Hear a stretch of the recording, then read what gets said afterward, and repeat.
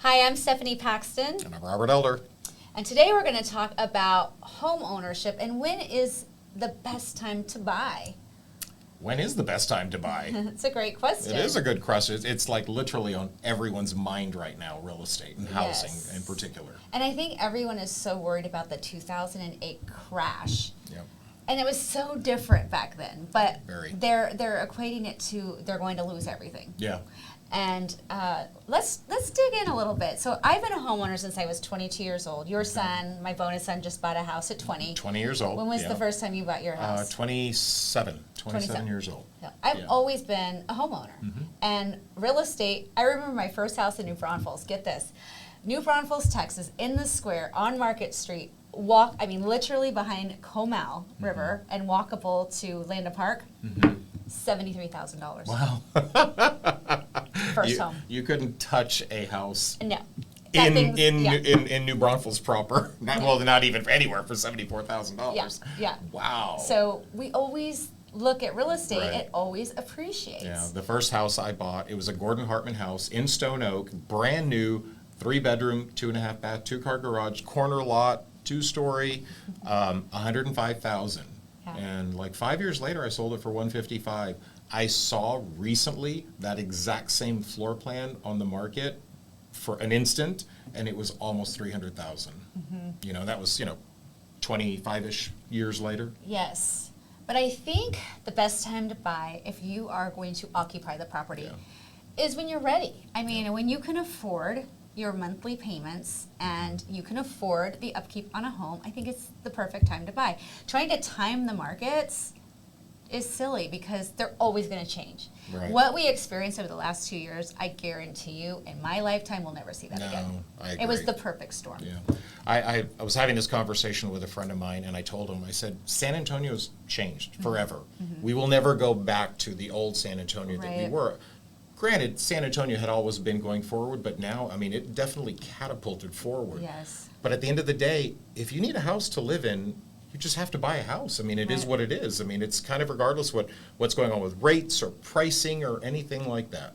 We all know, if you look historically at the way appreciation has been, yes, there's going to be dips, there's going to be, leveled off areas, but pricing has historically always gone up over time. Yes. Would you not agree? 100%. And here's the thing, you have to live somewhere. Yeah, And so you can pay rent, of course. and rents have gone up too. Rents have gone up a lot. So you're paying more. So you can pay more for rent, or you can buy a home and that be yours, and you build the equity and the establishment of your homestead. Right. Now here's where I think people get a little bit crossed is during 2008, people were using their homes as banks. It's Yeah. so different now, meaning they were cashing out on this fake equity and then using it to buy toys and then finding themselves underwater, and that's why all these homes hit the market. That is not the case today. Right. Now, I know we keep hearing this, but I think it's really important to unpack all these things because in today's market, we have strong borrowers. Yes. We have strong, they have cash, they're putting money down, they have good jobs. Anything catastrophic could happen that's Of course. outside of our control, obviously. I agree. But ultimately, home ownership is really, it's how you establish your families, your relationships with your neighbors, your communities. I mean, people want to be homeowners. I agree.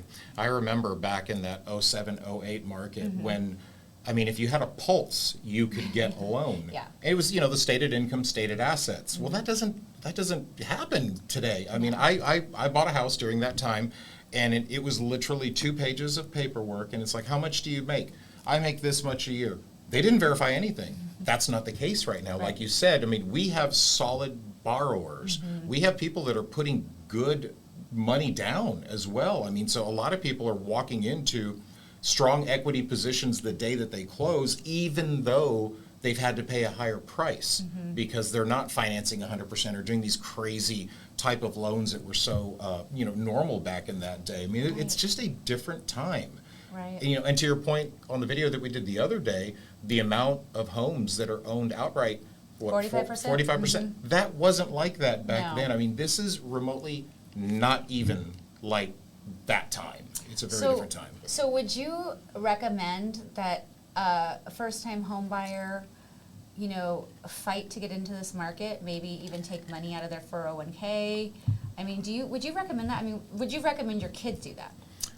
Yeah. I mean, going back to Austin, you mentioned he bought his first home. He knew the value of home ownership. It's a long-term play for the most part. If you look at it realistically, home ownership it's a long-term play.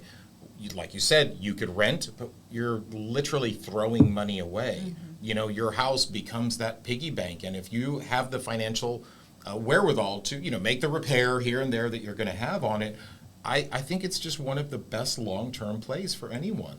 And I think something a lot of people don't know they can do is they can leverage that house. So at some point, I mean, there's two things that can happen. One, interest rates could go back down. Right. I know we'll never see what we saw over the last couple of years in our lifetime. I don't believe. But interest rates could go back down. And if that happens, you can always refinance your home. Right. And the other thing you can do, and this is what I remember back in 2011, a lot of people were like, the market's not good enough to sell. We're not going to get what we want out of this house. We're just going to rent it.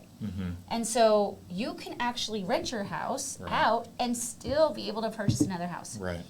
So I saw a lot of military folks do this, Of where course. they would, they wouldn't be able to use their certificate. However, they were able to buy somewhere else Right. and then keep that as a rental. And when the Yeah. market was a little bit more favorable, they were able to. Don't you think they're excited right now if they cashed out? Right.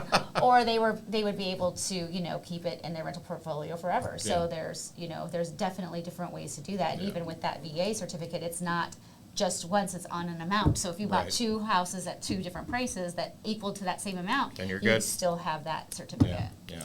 So I think the consensus is that even right now, As crazy as it is, it's a good time to buy a house. So speaking of that, when do you think it's not a good time to buy a house? Because I think it's fair to talk about both sides. Yeah. I think someone that's probably looking for that short-term gain, perhaps a home flipper, perhaps they might time the market wrong. I mean, that definitely is a timing thing. That would be the first thing that jumps to my mind. What do you think? I would say if you're stretching yourself too thin. Yeah, sure. If you're trying to get into homeownership so bad that you feel like you're house poor, and I don't think it's a good time to buy. Yeah, I would agree with as well. I mean, you definitely have to not let it impact your lifestyle. House poor, we all know house poor is when you're tying up all your money into your payment and everything else. And when things goes wrong, Oh, and gosh. then you put it on your credit card, now you're in debt. Right. So Yeah. so you don't want to stretch yourself. You want to make sure you can afford it comfortably. For sure. Yeah. Any other times you would think that wouldn't be the right time? Well, I would say too, if you're an investor trying to make numbers work that don't work. Yeah. I think a lot of times people they get anxious, like they have FOMO. Oh my gosh, I got to buy something, and then they end up trying to make numbers work, buy it, and realize they don't work. That's never a good deal either. This market just makes it a little bit more challenging to buy that investment property. Right. Oddly enough, though, I mean, there are still deals to be had. You just have to search a little bit harder. Right. I think you look a little bit deeper into days on market, things like that perhaps you can get a better deal on. But if you are going to be looking for a house, if I can give you one bit of advice, start early.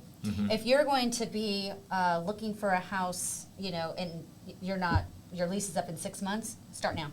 Yeah. Get everything done now, because you're going to have to go through a lot of no's probably, and you're going to have to understand too, like you might have to give on some things, and it just takes time. You're right. And so the earlier you get started, the better. And if you find something that works and it's great and you won the house lottery, it's easier to just get out of your lease or pay that off if you Right. can than Yeah. have to wait and then end up having to lease another year. Yeah. So start early, I think is. I love that term, house lottery, because that's kind of what it feels like when you win. It really is. And then also understanding where you're going to have to give. Yeah.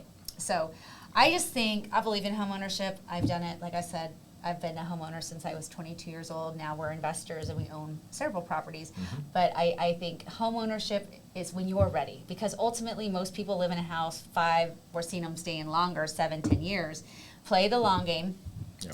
build up your equity, and enjoy your home. And remember, you can always upgrade it. There's so many things. Your house is a little bank in itself. Exactly. A little piggy bank. You can Putting money in it. leverage it for upgrades. You can leverage it for another property. There's so many things you can do. So it's not, that investment is not just a home over your head. It's also a little bank that has a lot of Agreed. a lot of great things about it. We'd love to know what your thoughts are in the comments. Share your comments. We'd Yeah, love to see I'd love to hear. other people's opinions as well. Yeah. So anyways, until the next one, thanks for watching.